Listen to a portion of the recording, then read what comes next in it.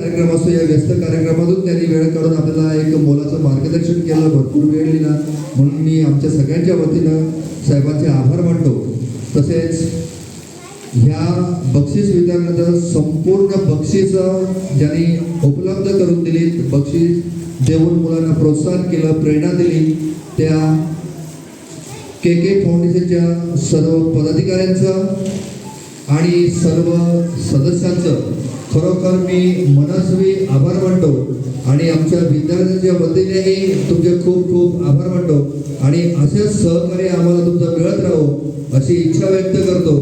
आम्हाला खरोखर समाजातून सहकार्याची गरज आता भासू लागली. त्याला कारण म्हणजे आता शहराचे प्रमुख विशेषवर इथे आहे की दिवसेंदिवस जो काही बिल्डिंगचं मेंटेनन्स असू दे, याचा जो काही आम्हाला अनुदान मिळालं, सरकारने वर्षानुवर्ष जसे जसे वर्ष होत गेले तसे ते अनुदानामध्ये काटछाट करत आलेले आहेत आणि आता एवढं अनुदान मिळतं की त्या अनुदानातून जो वर्षभराचा संपूर्ण इमारतीचा मेंटेनन्स त्याचा 25% खर्च सुद्धा निघत नाही, एवढं सरकारकडून अनुदान येतं.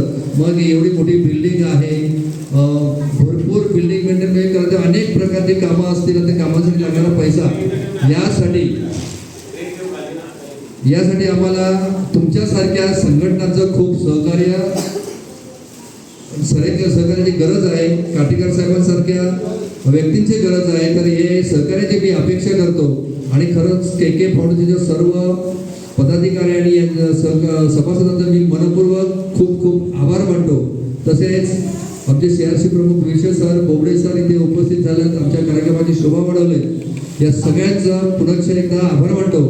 तसेच आमचे सर्व शिक्षक हे कार्यक्रमाचं नियोजन आणि क्रीडा स्पर्धा घेण्याचं सर्व काम अगदी मेहनत घेऊन नियोजन करून यशस्वी त्यांनी क्रीडा स्पर्धा पार पडल्या आणि आमच्या मुख्याध्यापिका गायत्री शिंदे मॅडम यांनी आम्हाला त्याच कामी मोलाचं मार्गदर्शन केलेलं आहे, म्हणून हे सगळे कार्यक्रम यशस्वी झालेत. मी त्यांचंही या सगळ्यांचं पुन्हा एकदा आभार मानतो आणि अध्यक्षांच्या वतीने आजचा कार्यक्रम संपला असं जाहीर करतो. मुलांना सूचना आहे की तुम्हाला फक्त बक्षीस काहीतरी तुमचं तोंड गोड करण्यासाठी के फाउंडेशनच्या वतीने चॉकलेट्स आलेले आहेत. मी जेव्हा सूचना देईन तेव्हा त्या दरवाज्यातून बाहेर पडायचं आहे. विद्यार्थी चॉकलेटवाल्याला उभं राहणार आहेत. सर कुठल्या तरी दोन विद्यार्थ्यांना त्या दरवाज्यात उभं करायचं आहे आणि जसे बाहेर देतील सगळ्यांनी आपापल्या वर्गात जाऊन बसायचं का.